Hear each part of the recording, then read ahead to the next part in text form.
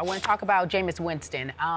We had a few issues this offseason, and you talked about it. He had a 3-game baseball suspension because of an incident over crab legs at a local supermarket. You said that was fine, but do you think that he's grown from this incident? I think he is. I think Jameis, the thing about him, the greatest thing that people don't understand is how intelligent he is. He's an extremely intelligent young man. He educates himself, he learns from things, and he doesn't repeat things. And I think that's a great attribute of his, and I think we'll be fine going forward. You know, I look at you guys right now, and that was a sensational performance on his part. But as you reflect on that national championship game, what do you take away from it that carries into this season, other than the fact that you won?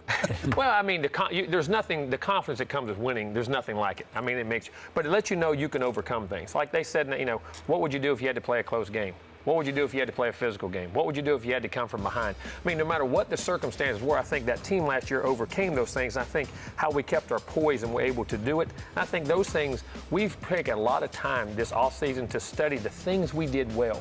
Not just everybody talks about the mistakes and things you do poorly. We spent more time on the things we did well so we could repeat them so we can continue that performance next year. So Jameis was special the last 5 minutes of that championship game. Project for us, how good can he ultimately be in pro football in your eyes? Because we run a pro system. Yep. He's declaring mics, he's changing protections, he's sighting, he's hotting. I've never been around a guy that can process information that quickly. Whew. And that's, to me, it's all about decision-making and accuracy and winning from the pocket. And the thing about him, once you put it in that computer, once you say it to him one time, it may come up 4 weeks later. He remembers it. He can process, and that's why I think he's going to be built for the pro game. He can, and the other thing he does when he throws the football, he doesn't have to see a guy open. He can anticipate him open. And you know up there at that level, that's what it's about. Quickening your hands, adjusting air on the ball, making it get out quicker. And those are things that you can coach all you want and work on, but you either have them or you don't. And he has those special gifts. I think he's built for the NFL. Whew. Do you like him playing baseball? I love him. Well, how could you love it? I love baseball. I mean, I understand that, but that's kind of, I mean, I know it's obviously not football, it's not violent, but it is somewhat of a distraction. No, because I think baseball helps him as a quarterback. Please tell me how. Baseball is a game of failure. Baseball is a much greater game of failure, and you have to process and go right back. It's a whole different mindset. Anytime you're competing in any sport, I think it's good because it teaches. But what baseball teaches you is how to overcome adversity, how to fail and fail and fail, and still be able to perform. And I think as a quarterback, you're going to have. I don't care how good you are. There's going to be bad moments. There's going to be situations. I think baseball, and it slows it down for him. I think it's helped him become a better quarterback. So how strongly do you believe you will get to coach this young man for 2 more years?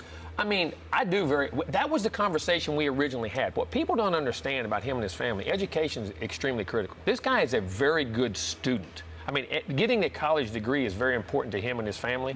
Now, could there be circumstances that take him away? Yes, and I understand that. But I feel very good because that was the original plan. That's the things that we have talked about. And now with these the new things that go on in sports as far as how you're insured, just like he is, it's not just the injury. It's also, if you projected at a draft and you go down and that money is still guaranteed to you, to me, that's the greatest thing that's going on in college sports today because it keeps kids in school because they all want to leave for the money. If I know that money is guaranteed, it's called loss of value, then I can get a college degree knowing that my money's still there and let him develop. For a quarterback, I think is very critical for the NFL. I think the more college you get, the better it is. One question about you. I know you recommitted to your diet and your exercise. And you dropped, what do you say, like 40 pounds? 35 pounds?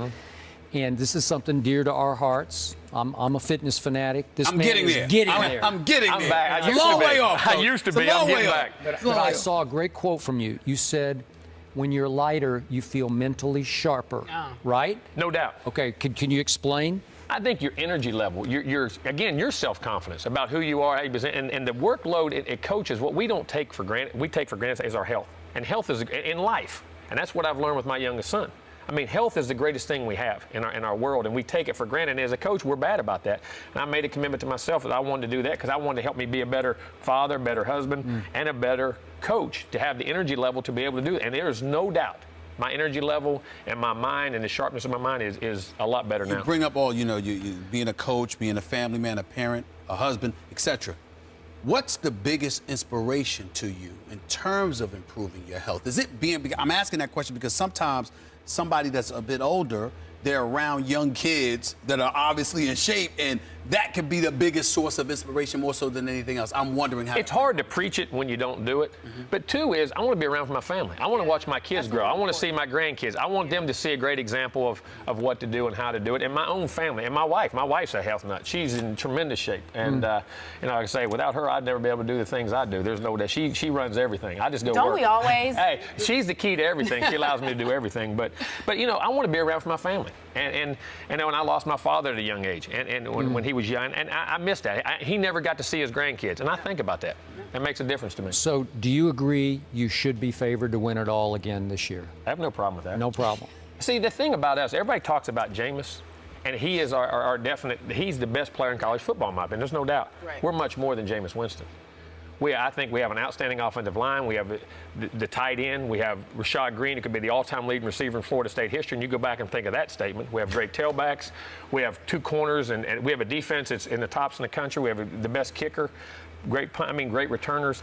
We're much more. I mean, I do. I'm very confident in our team. I believe in our team. And now, we have to not dwell in the past, learn from the past, and go to the future. But I love the attitude of our team and our habits we've created. Curious to how good it felt for you to win the national championship, not just because you're at Florida State, but because you're not an SEC school, because every time somebody's talking about football, it's like it's the SEC and everybody else.